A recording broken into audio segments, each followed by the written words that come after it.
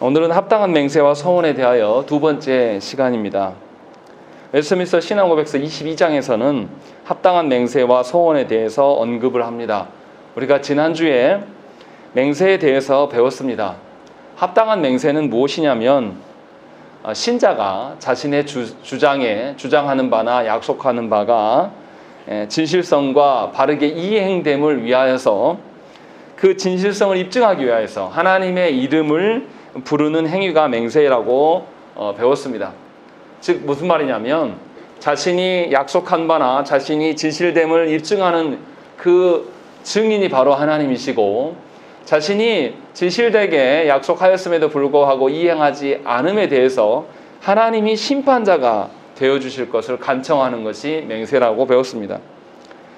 그러니까 하나님의 이름을 부르고 하나님을 최고의 다스리시는 분으로 인정하는 것이기 때문에 이 맹세하는 바는 반드시 예배와 연결되어 있습니다. 예배 가운데 우리가 하나님의 자녀됨임을 고백하는 것이 사도신경부터 시작되는 것이고, 또 우리가 하나님께 헌금으로 봉헌하여 올려드림도 하나님의 말씀에 대한 반응이거든요. 또 우리가 하나님을 찬양하는 것도 마찬가지입니다. 하나님의 어떠하심을 찬양하는 것이에요. 그러니까 분명하게 우리가 맹세하는 것도 하나님 앞에서 행하는 것, 예배하는 것도 하나님 앞에서 행하는 것에서 분명히 연계가 되어 있음을 알아야 된다는 것입니다. 그래서 우리 모두가 신자 되었을 때에 유일하신 예수 그리스도를 통하여서 삼위일체 하나님께 나아가는 것처럼 당연히 하나님께서 우주의 모든 영광과 찬송을 받으셔야 될 분이기 때문에 합당한 맹세를 행하는 것은 반드시 하나님 앞에서 하나님의 다스리심과 하나님의 주권자 되심을 인정해드리고 나의 어떠함이 아니라 하나님의 어떠하심이 드러나도록 우리가 맹세해야 되는 것, 그런 연장선에 서 있는 것이 성도들의 맹세가 되어야 되는 것입니다. 그러니까 신자는 하나님의 이름으로 맹세할 수 있는 것이 먼저 우리에게 맹세하심으로 하나님께서 언약관계를 맺어 주셨기 때문에 가능하게 되었습니다. 우리가 먼저 맹세한 것이 아니라 하나님이 언약관계를 맺어 주심으로 말미암아서 하나님이 먼저 맹세해 주셨기 때문에 우리와의 관계 속에서 언약을 보게 된 것이고, 그래서 우리가 신자가 된 것이죠. 그렇기 때문에 우리가 하는 맹세는 하나님이 하신 맹세를 보고 배운 거예요. 그것이어야 된다는 것이죠. 그래서 하나님의 맹세하신 그 방식대로 우리가 맹세해야 되는 거죠. 하나님의 성품, 이를테면 거룩하고 정의로우시고 신실하시고 이런 것들에 기반하여서 하나님이 한번 언약하신 바는 그대로 반드시 실행하시는 이런 방식으로 우리도 맹세하면서 살아가야 한다는 것이죠. 그러니까 사람들 앞에서 나의 진실됨은 하나님의 진실됨을 따라서 한 진실됨이어야 돼요. 그것이 성도의 맹세해야 된다라는 것이죠. 그러니까 성도는 모든 맹세, 그것이 신자들 간의 맹세이든지 불신자들 간의 맹세이든지 간에 하나님의 이름 앞에서의 맹세예요. 그러니까 목사만이 아니라 모든 성도들이 다른 사람들과 계약 관계를 맺을 때나 어떠할 때도 다 하나님 앞에서 행한 것임을 기억하셔야 돼요. 그러니까 그리스도인들이 하나님 앞에서 누구와 계약하고 맺고 살아가는 것인데 이것을 소홀히 여기는 분들이 굉장히 많아요. 하나님의 명령하신 바는 극단적으로 지키려고 하지만 일상의 삶에서는 불량한 소리를 들으면 이것은 합당한 삶이 아니라는 것입니다. 맹세는 분명하게 하나님 앞에서 살아가는 것이며 하나님의 이름을 걸고 행하는 것임을 우리가 분명히 깨달아야 되는 것입니다. 그래서 성도의 맹세는 반드시 하나님의 성품을 드러내야 돼요. 하나님의 창조 목적대로 우리가 하나님의 어떠하심을 반영하는 식의 삶을 살아가야 되는 것입니다. 그래서 하나님께서는 이스라엘 백성들에게 가나안 땅으로 가실 때에 그냥 보러 인도하신 것이 아니라 시내산에서 언약을 반드시 주셨어요. 어떠한 방식으로 관계를 맺고 어떠한 방식으로 나라를 세워갈 것인가를 하나님 앞에서 밝게 알도록 분명히 율법을 주신 것이죠. 그렇게 해서 약속의 땅에서 사람들의 논리가 통용되는 것이 아니라 하나님의 다스리심, 하나님의 그 원리들이 통용되는 땅이 되도록 하나님께서 명령하셨다는 것입니다. 그래서 이스라엘 백성들은 이 명령에 순종하고 살아갈 때에 가나안에서 하나님의 돌보심을 누릴 수가 있는 거예요. 그런데 그 땅에서 하나님의 질서들을 포기하였을 때에 이스라엘은 나라가 갈리워지고 나라 안에 온갖 있어서는 안 될 온갖 우상들과 또 그 안에 온갖 문란한 일들, 있어도 안 될 레위지파 사람이 처벌된다든지 아니면 근친상간의 일들이 일어난다든지 이런 있어서 안 될 일들이 이스라엘 역사 가운데 늘 있었다라는 것입니다. 왜 그러냐면 하나님 앞에서 그들이 살아가지 않기 때문에 그래요. 분명히 하나님은 가나안 땅에서 하나님의 말씀대로 하나님이 다스리는 국가가 되기를 하나님 원하셨고, 그래서 그곳에서 하나님과의 거룩한 교제로 하나님 삼기를 원하신 거예요. 그래서 가나안은 이스라엘의 입장에서는 뭐냐면 거룩한 땅이에요. 하나님이 주신 하나님 나라의 기업을 세우는 땅으로 간주되었다는 것이죠. 그래서 가나안을 거룩한 땅, 주의 처소, 주의 성소라고 부르기도 했었습니다. 그렇게 하시려고 하나님이 그들을 불러낸 것이죠. 이것을 우리에게 이제 적용하면 하나님께 부름을 받은 성도는 하나님의 이름 앞에서 살아가는 자들입니다. 분명히 언약의 요구를 합당하게 구현해 나가는 자들이 우리여야 돼요. 하나님을 사랑하고 또 경외하기 때문에 하나님의 명령하신 그 말씀을 따라 살며 또 주께서 주신 그 명령과 규례들을 근거로 말미암아서 이 땅의 삶을 유지해 가는 것이죠. 그래서 하나님만을 사랑하는 것이 아니라 하나님이 우리를 사랑해 주시는 그 방편대로 이웃을 사랑하는 것이 우리 가운데 있어야 되는 거예요. 그러니까 최소한 이 사회가 우리나라가 타락하고 범죄함이 넘쳐나더라도 어디는 거룩해야 되냐면 최소한 교인들, 성도들이 머무는 그 안에는 하나님의 거룩과 정의가 존중돼야 되는 것이 합당한 맹세를 이루고 살아가는 삶의 태도라는 것입니다.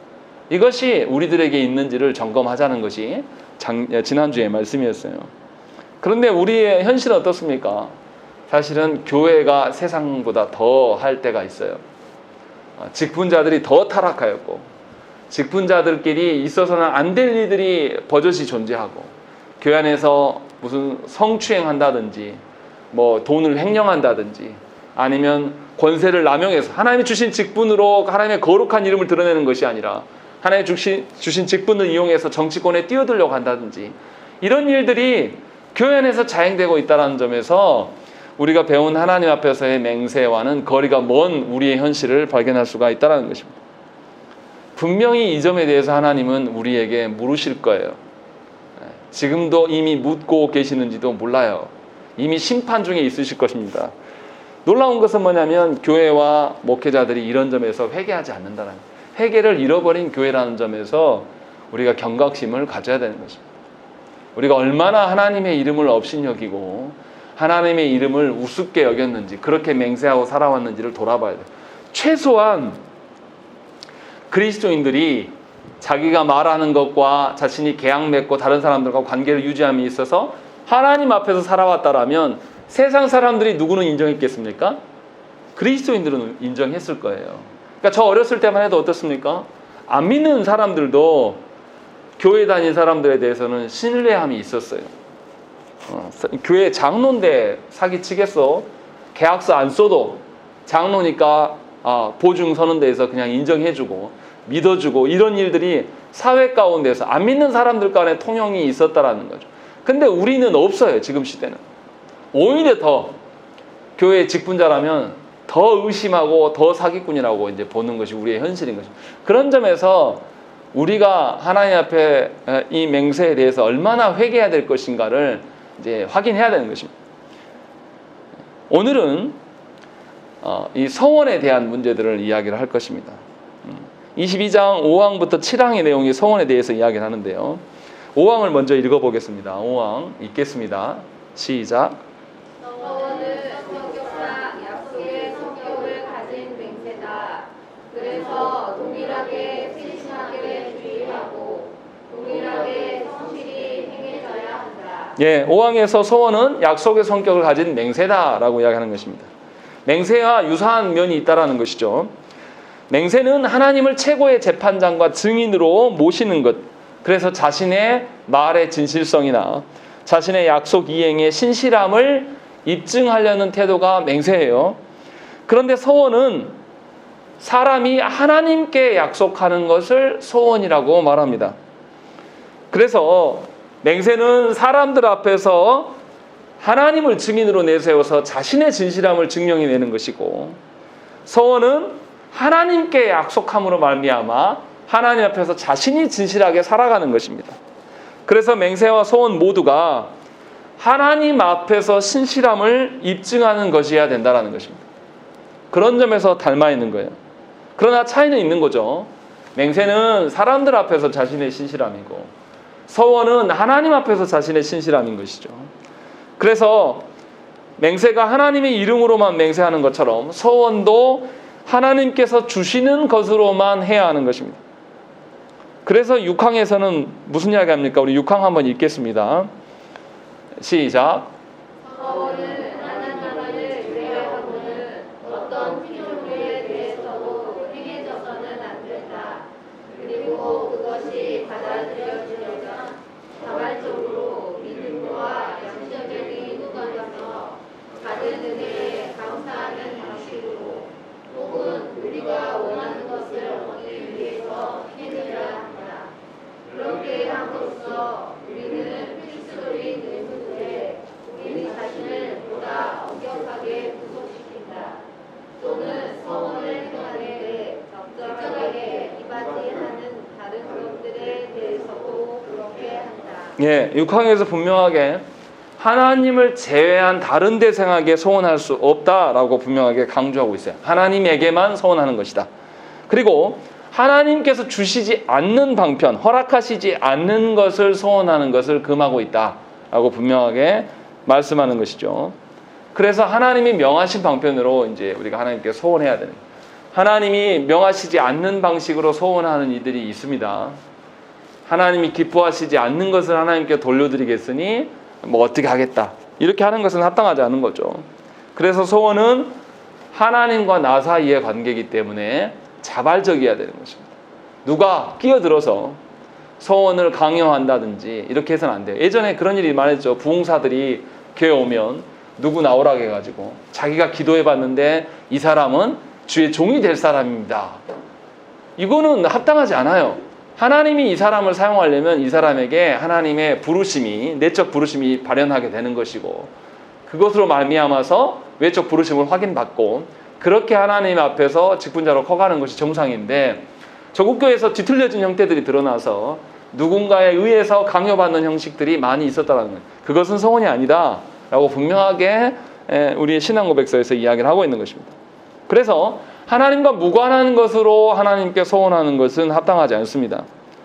성경에서 잘못된 소원의 대표적인 케이스가 사사기 11장에 등장하는 입다입니다. 입다는 암몬 자손을 자신의 손에 붙여주시면 승리하고 집으로 돌아가서 자신을 처음 영접하는 사람을 하나님께 번제로 드리겠다고 소원해버립니다. 번제가 무엇입니까? 번제는 그 제물을 꺼죽을 벗기고 다 각을 내가지고 하나님께 불태워 드리는 거예요. 그런데 입다가 사람을 불태워 드리겠노라 라고 하나님께 번제하는 거예요. 하나님은 사람을 번제로 받으신 적이 없어요. 원하시지 않는 거죠. 그런데 합당하지 않은 번제를 소원을 해버리고, 또 실제로 자기 딸이 처음 나왔을 때에 그 딸을 번제로 이제 바치는 그런 이상한 일들이 있는 거죠. 그러니까 입다가 하나님의 사람이라고 보면 안 돼요.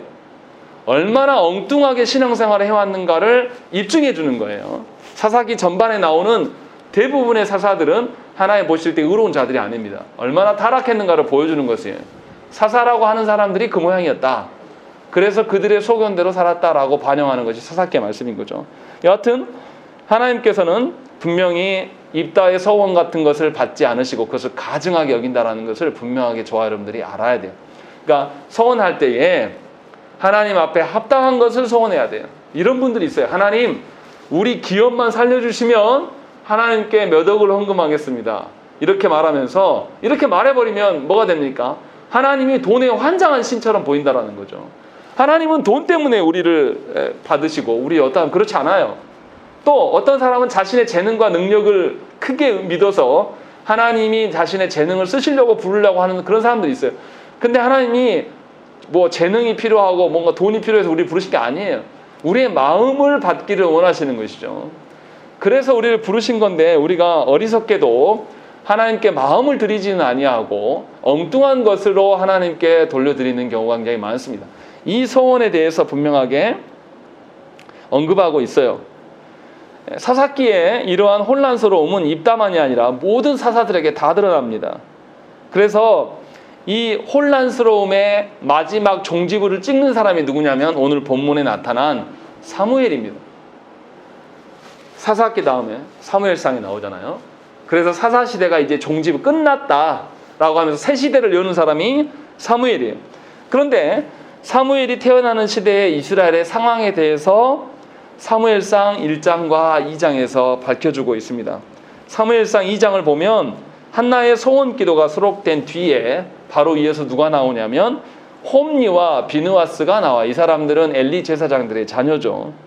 그런데 이들이 하나님께 제사장이 되려면 하나님께 소원된 자들이 제사장이 되거든요. 그런데 이 소원된 자들이 제사장다운 면모를 보이지 않아요. 하나님께 돌려줘야 될 제물들을 가로채고 그 제사장의 직분을 남용함으로 말미암아서 분명히 타락한 모습을 보여주는 거예요. 2장에서. 누구와 기도와 대조되는 것입니까? 한나의 기도와 이 제사장의 자녀들의 모습에 그 대조되는 모습을 사무엘상의 저자들은 기록하고 있는 겁니다. 그렇게 해서 한나의 소원 기도가 무엇을 의미하는가를 우리에게 말해주고 있는 거예요. 그러니까 한나의 기도를 오해하는 분들이 있어요. 아들이 없었기 때문에 간절히 기도하여서 아들을 얻었다.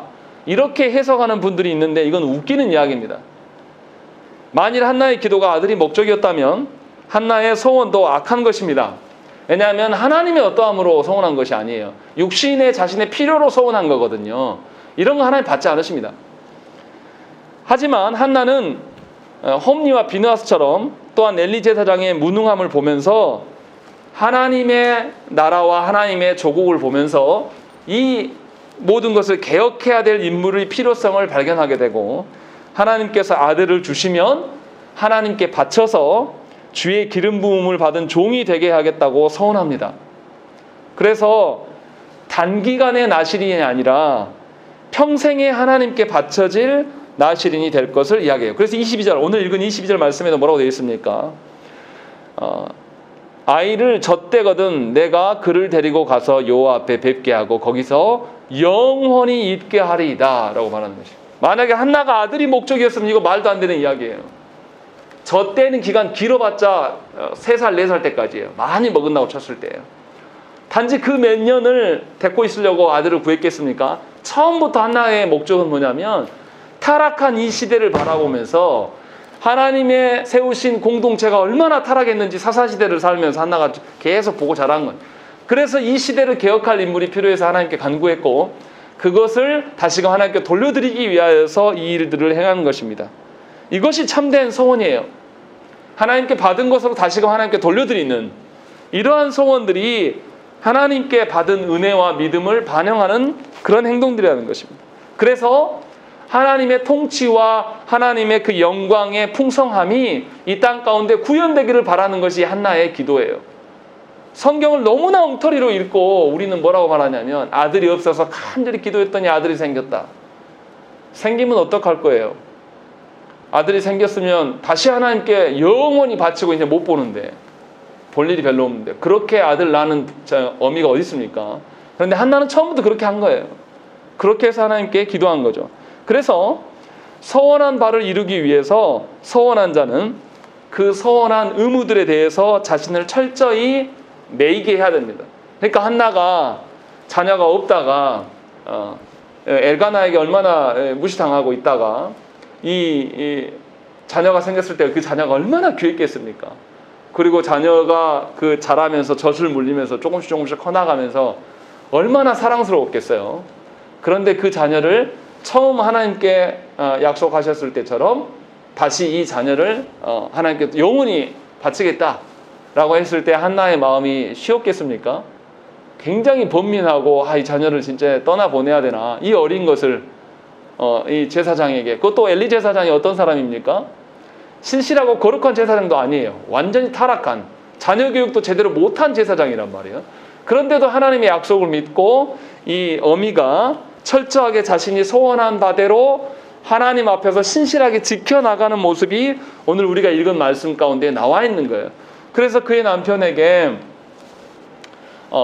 해년마다 여호와께 매년제와 서원제를 드리러 갈 때 자신은 안 가고 있다가 젖을 떼면 이제 이 아들과 영영이 이별하겠습니다 라는 것들을 고백들을 하고 실제로 그렇게 행했다라고 성경은 기록하고 있는 것입니다. 그래서 우리가 여기서 봐야 될 게 무엇입니까? 아직 부모의 꺼버리세요. 마이크 꺼도 됩니다. 아직 부모의 그 손이 많이 필요한 나이에요. 이제 젖됐으면. 그런데 그 어린아이의 그 짠한 마음, 이것으로 자녀를 바라본 게 아니라 하나님께 소원한 대로 지금 행하고 있는 것을 볼 수가 있는 것이죠. 그래서 우리가 알아야 될 것은 하나님께 소원했다라면 그 소원한 바를 어떻게 해야 됩니까? 반드시 지켜야 된다는 거예요. 하나님께 소원한 것에 나를 메어야 된다는 것입니다. 구약 성경에 보면 나실인에 대한 규례가 나타납니다. 나실인이라는 것은 어느 일정한 기간 동안에 하나님께 바쳐드리는 자예요. 내가 이 기간 동안에는 하나님이 원하는 대로 살겠노라 하고 서원한 사람들인 거죠. 그런데 서원한 자가 얼마나 엄격하게 지켜야 될 것들에 대한 기록들이 나옵니다. 민수기 6장 18절에 보시면 자기의 몸을 구별한 나실인은 그냥 끝이라고요. 끄세요. 자기의 몸을 구별한 나실인은 회막문에서 자기의 머리털을 밀고 그것을 화목제물 밑에 있는 불에 둘지며 라고 되어 있어요. 이 말이 뭡니까?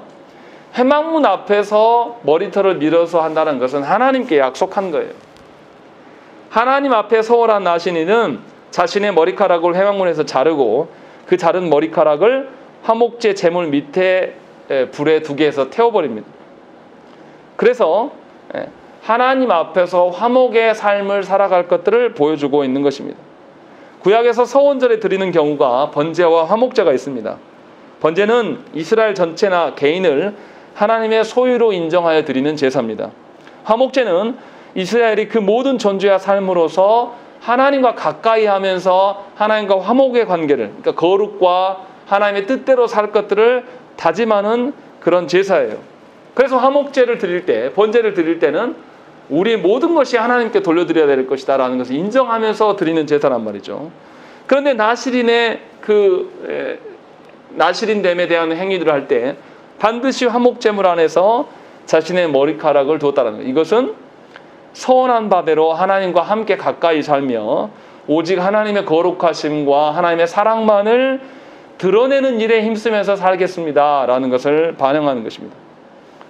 사도 바울 선생도 이 일을 합니다. 사도행전에 나타나는데요. 사도행전 18장에 보면 사도 바울 선생이 겐그리아에 가서 서원을 마쳤다. 내가 하나님께 서원한 바를 다 마쳤다는 의미로 뭐냐면 자기 털을 밀어요. 그리고 그것을 잘라서 태웁니다. 이런 것들이 나타나요. 그러니까 바울도, 사도 바울 선생도 분명하게 하나님 앞에 서원된 대로 사는 것이고, 서원하였기 때문에 바울이 어떠한 일을 당합니까? 매질을 당하고 죽을 뻔한 일들을 당하고 유대인들에게 돌로 쳐맞기도 해서 정신도 잃기도 하고 그랬어도 계속 뭐합니까? 하나님의 서원한 바를 지키려고 끝까지 살아가는 것을 볼 수가 있는 거죠.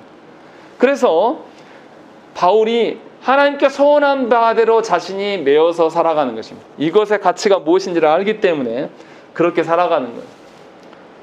그러니까 우리가 아는 우리의 신앙 선배들, 믿음의 선배들, 순교자들이 다 이러한 방식으로 살았던 거죠. 하나님께 무엇인가를 약속한 바가 있으면 그 약속에 자신의 생명까지도 걸어버려요. 그리고 붙여서 살아가는 것. 그렇게 살아갈 때에 하나님께서 그 영혼의 생명을 보존하시는 것뿐만 아니라 그 영혼의 육신의 생명이 다 하더라도 하나님께서 그 영혼을 받아주심으로 말미암아 저 하나님 나라에서 그 하나님의 영광의 찬란함 가운데 그를 두실 거라는 것은 너무나 당연한 것입니다. 우리 시대는 이것을 잃어버렸습니다.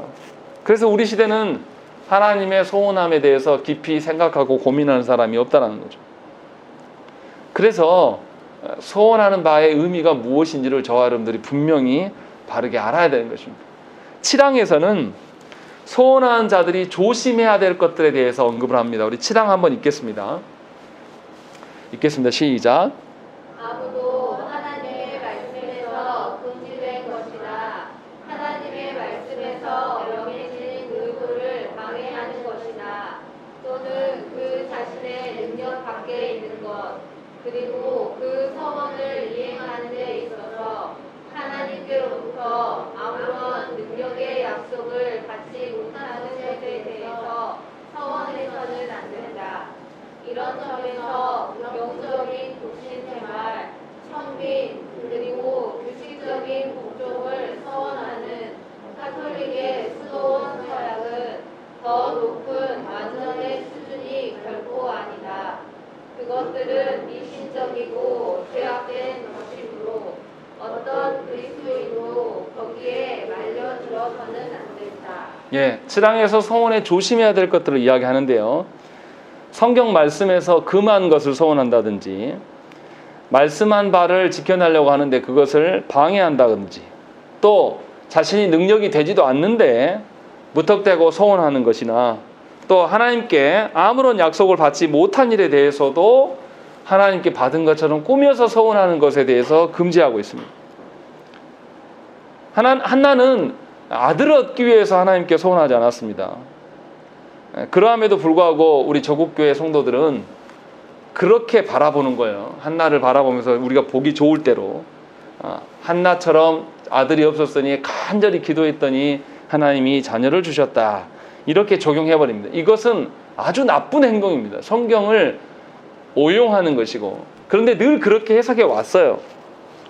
그래서 한나가 간절히 기도하여서 사무엘을 얻었고 하나님께 바쳤기 때문에 우리도 아들을 얻어서 목사로 바치겠다고 말하는 사람들이 간혹 보인다는 것입니다. 그런데 이것은 합당하지 않아요. 하나님은 언제 그 부모에게 사명을 줘서 그 부모의 사명을 가지고 자녀에게 그렇게 하나님이 하십니까? 성경에? 그렇게 하는 경우는 없어요.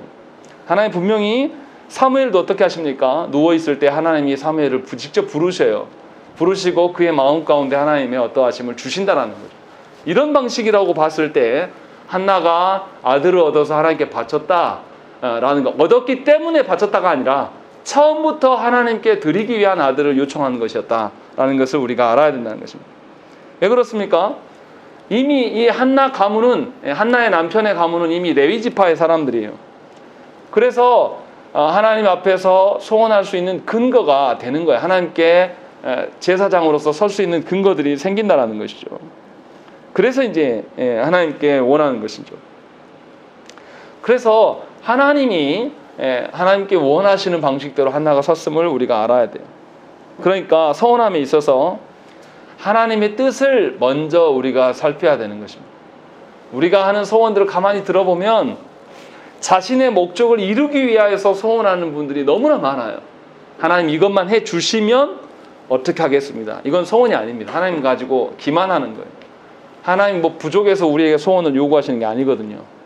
우리가 우리의 진정한 유일한 우리의 안식과 우리의 모든 근원이 하나님께 있음을 확인하게 하기 위해서 소원을 요청하시는 것이지 다른 것이 아니라는 것이죠. 그런데 많은 사람들이 하나님의 뜻과 하나님 기뻐하신 바를 살피지 않고 소원하는 경우가 있어요. 이것은 뭡니까? 결국은 자기 자랑을 하려고 하는 겁니다. 자기를 드러내려고 소원하는 경우가 많아요. 자기의 영광과 자기의 목적 달성을 위해서 소원하는 것이 하나님과 무슨 상관이 있습니까? 오히려 하나님 앞에서 범죄가 될 수밖에 없는 것입니다. 이 반대의 경우도 있습니다. 소원을 아예 하지 않아요. 우리 시대가 그렇죠. 소원에 신중해서 소원하지 않는 것이 아니라 하나님께 드려지는 것에 대해서 우리 시대는 무관심합니다. 하나님께 온전히 나의 인생을 불태워 드리겠노라. 하나님이 원하시는 바만을 위하여서 살겠노라 라고 소원하는 일들이 없어요. 보기가 너무 힘듭니다. 예전에 30-40년 전에 50년 전에 조국교회 안에 그런 일들이 많았어요. 그리고 그들이 피 흘리고 희생함으로 말미암아 교회가 세워져 갖고 해외에 복음이 계속 전파되어 가는 일들이 있었다라는 것입니다. 분명히 우리 시대가 문제가 있는 것은 확실해요. 맹세나 서원에 있어서 굉장히 심각한 시대인 것이죠. 우리가 시행하는 성례, 세례와 성찬도 사실 다 서원과 연계되어 있습니다. 세례는 우리를 그리스도와 연합되게 하시는 하나님의 은혜를 표하고 인치는 성례입니다. 성찬은 우리가 믿음으로 그리스도와 연합된 그 실질이 무엇인지를 표하고 보여주는 인치는 성례인 것이죠. 그래서 우리는 그리스도와 연합되었기 때문에 그리스도를 드러내며 살겠노라 하는 것이 세례예요. 그리고 떡과 잔을 먹으면서도 나의 어떠함은 그리스도로 인함이었기 때문에 오직 그리스도를 중심으로 살겠노라 고백하는 것이 여러분들이 행하는 성례예요. 그래서 세례와 성찬에 참여하는 사람은 반드시 그리스도를 떠나서 삶을 살아갈 수가 없는 것입니다. 그래서 성찬을 앞두고 교회가 광고를 일주일 전에 광고하고 여러분들의 죄악을 살피고 기도하라는 것이 바로 그 점이에요. 정말로 과거에 성찬을 한 이후로부터 지금까지 내가 하나님의 이름을 드러내고 그때에 성찬할 때 하나님의 그리스도의 떡과 살과 피를 마시면서 하나님의 어떠함을 드러내겠나라고 여러분들이 고백했는데 과연 그렇게 살았는지를 돌아보시라는 거죠. 그렇지 아니하면 하나님께 거짓하는 그런 소원을 행할 수밖에 없다라는 것을 밝혀주는 것이 바로 우리가 행하는 세례와 성찬인 것입니다. 그러니까 굉장히 중요한 거예요. 그러니까 우리가 아무리 우리 시대가 소원을 안 한다 할지라도 우리가 소원으로 또 자유할 수 있는 인간들이 아닙니다. 우리는 늘 세례와 성찬에 참여하고 있기 때문에. 만일 성례를 시행하고도 하나님께 자신을 드리는 삶이 없다라면 이 사람은 하나님의 성례를 우습게 여기는 그런 일이 되는 것이고 이 일에 대해서 하나님께서는 반드시 심판하십니다. 그런 점에서 서원의 일이 우리에게 굉장히 가까이 있는 일이다라는 것을 알아야 돼요. 성례만 있습니까? 또 있어요. 직분에 대해서도 생각을 해봐야 돼요. 하나님이 교회 안에 직분을 세우실 때도 반드시 뭐 합니까? 아까 세례할 때도 말씀드렸잖아요. 세례할 때 그냥 세례 줍니까? 아니요. 반드시 문답해요. 정말 그리스도를 중심으로 살 것인가? 하나님 말씀하시는데 예배생활 할 것입니까? 라고 물어보고 세례를 주죠. 직분자들도 마찬가지입니다. 직분 받는 자에게도 오직 말씀과 성령에 의지하여서 주신 직분과 사명을 감당해 날 것인가? 반드시 물어요. 그러면 그것에 근거해서 그렇게 하겠다고 아멘 합니다. 내 생각대로, 내 감정대로, 내 형편대로 살겠노라고 한 게 아니에요. 분명히 그 당시에 직분을 받을 때에 하나님의 말씀과 성령께서 깨닫게 하신 대로 살겠느냐라고 물었단 말이죠. 그럼 그렇게 살아야 되는 거예요. 그런데 직분을 받을 때 그 서원한 바에 대해서 귀하게 여기고 그것의 메인 직분자를 찾아보기가 너무나 어렵습니다. 우리 시대. 누가 자신의 직분을 걸고 소원한 것에 대해서 벌벌 떨면서 두려워하면서 자기의 직분을 감당하는 사람 보신 적 있습니까? 그런 목회자들을 찾아보기 쉽습니까? 거의 없어요. 무슨 말입니까? 우리가 하나님의 앞에서 소원하는 것을 얼마나 업신여기고 무시하고 있는가를 잘 기억하셔야 돼요. 그러니까 하나님께 직분을 받았다라면 직분자가 말씀을 알아야 되고 성령님의 깨닫게 하심에 우리가 예민하게 반응하는 것은 너무나 당연한 것입니다. 그것이 기반이 돼야 돼요. 너무나 당연한 일인 거예요. 특별하게 누군가만 더 말씀을 더 잘 알고 특별하게 누군가만 더 어떻게 한다는 것은 큰 착각이에요. 한국 교회 안에 교회가 부패하고 타락하니까 수많은 장로님들, 권사님들이 불만을 가지고 나옵니다. 그래서 뭐라고 하냐면 이 모든 타락의 원인이 목사에게 있습니다 라고 말하면서 항의해요. 그럼 반대로 제가 묻고 싶은 거예요. 그러면 여러분들의 직분을 말씀과 성령의 깨닫게 하심으로 살기 위해서 여러분들은 말씀에 해박하고 성령의 그 깨닫게 하심에 민감하게 사셨습니까? 묻고 싶어요. 놀라운 것은 뭐냐면 교회 안에 장로라는 분들이 말씀을 몰라요. 그 책임을 목사에게 무조건 돌리면 끝납니까? 아니에요. 하나님 앞에 분명히 그렇게 소원 본인들이 했거든요. 그러면 말씀을 읽어야죠. 말씀 모르는 것에 대해서 하나님 앞에 회개해야 되는 거 당연한 거 아닙니까? 그런데 그렇게 행하는 사람이 없어요. 교회 안에 문제 생기면 그 문제만 붙들지 그 문제에 대해서 성경에서 어떻게 말하는지를 살피고 연구하며 하나님께 구하는 사람은 찾아보기가 어렵습니다. 문제가 생겨서 서로 감정 다툼이 일어나면 감정에만 몰두하지 하나님의 뜻을 구하는 경우가 없어요. 그러나 서원을 바르게 하는 직분자라면 문제가 생겼을 때 뭐 해야 됩니까? 성령께 의지하여서 말씀에 근거하여서 이 문제를 어떻게 해결하는 것이 하나님 기뻐하신 일일까요? 라고 물을 수 있어야 되는 거예요. 더더욱 누군가 분쟁이 생기고 다툼이 있으면 더더욱 말씀의 근거로 돌아가야 돼요. 성령께서 하시는 대로. 그런데 제가 경험한 수많은 교회들에서는 분쟁만 났다 하면 말씀 따위는 다 던져버리는 거예요. 누가 말씀을 존중하고 자기하고 같은 편이 아닌 사역자가, 설교자가 말씀하면 듣지도 않아요. 녹화해놨다가 그것을 근거로 인해서 트집 잡으려고 그러지. 얼마나 이게 한국교회 직분자들의 행태예요. 안 그런 분 있으면 한번 데려와 보십시오. 다 안 그래야 돼요. 그것이 정상적인 직분자의 소원이에요.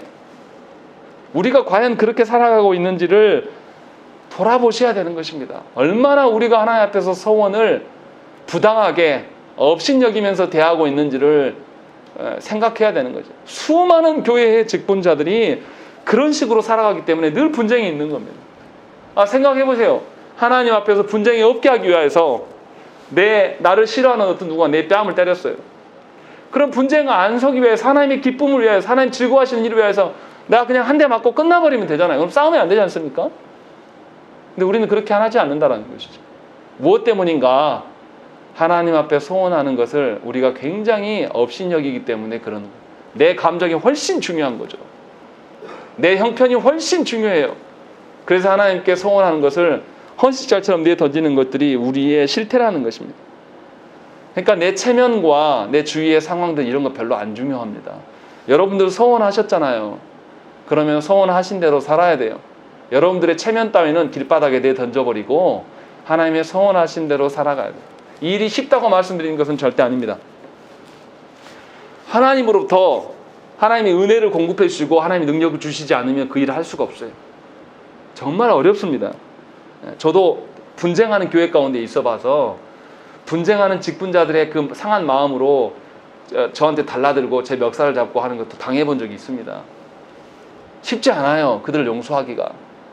하나님의 은혜 없이, 하나님이 주시는 능력이 없으면 그 소원한 대로, 하나님께 앞에서 내가 목사 안수 받은 대로 살아가기가 너무 어렵습니다.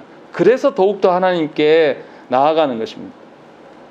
분명하게 저와 여러분들이 오늘 5항, 6항, 7항에서 언급한 것처럼 우리가 소원하는 것에 대해서 가장 중요하게 생각해야 돼요. 내가 하나님께 약속했구나. 내가 하나님 앞에서 살기로 하나님 앞에 소원했구나라는 것들을 기억하셔야 되는 것입니다.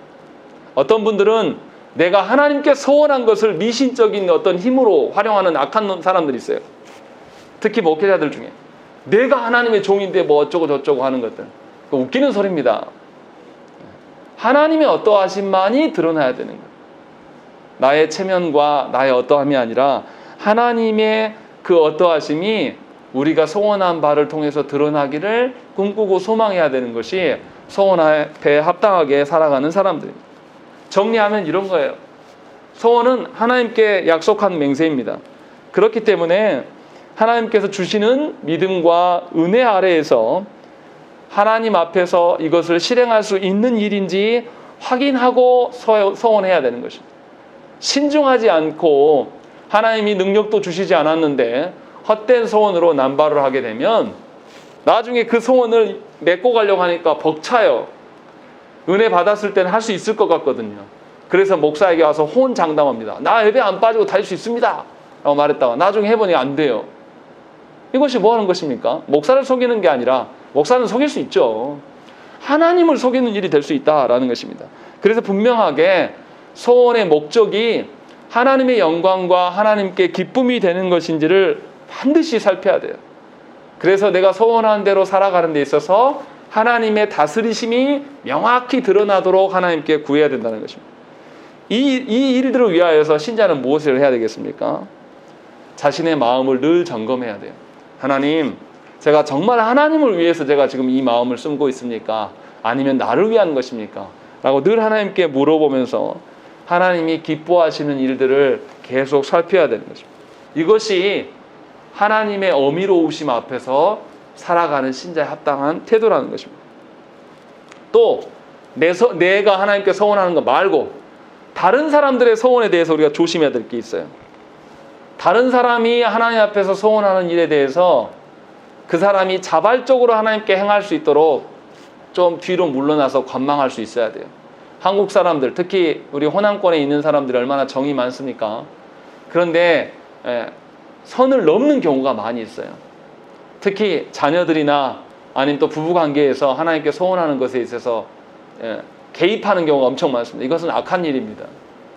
그 영혼이 직접 하나님께 행할 수 있도록 우리가 하나님께 맡겨드리고 그 영혼이 자발적으로 하나님께 갈 수 있도록 후원하고 기다려주고 기도해야 되는 것이, 그렇지 않고 어떤 누군가에 의해서 소원을 강요당하는 식으로 가게 돼서는 안 된다는 것입니다. 분명하게 그에게 소원하는 이에게 말씀의 어떠함을 계속 주고 그가 하나님 앞에 자발적으로 소원할 수 있도록 돕는 일로 우리가 써야 되는 것입니다. 그랬을 때에 우리 안에 통용되는 소원이 정말로 하나님이 원하시는 바대로 세워져 가는 것입니다. 그러면 우리가 무엇을 보겠습니까? 내가 소원하지 않아도 우리 교회 안에서 하나님의 소원을 신실하게 지켜내는 사람들의 모습을 보면서 우리가 뭘 배우겠어요? 아, 소원하는 거는 바로 저분과 같이 하는 거구나를 보기만 해도 우리는 큰 은혜를 누릴 수가 있을 것입니다. 그래서 우리가 맹세와 소원하는 일에 대해서 잘 생각을 해봐야 돼요.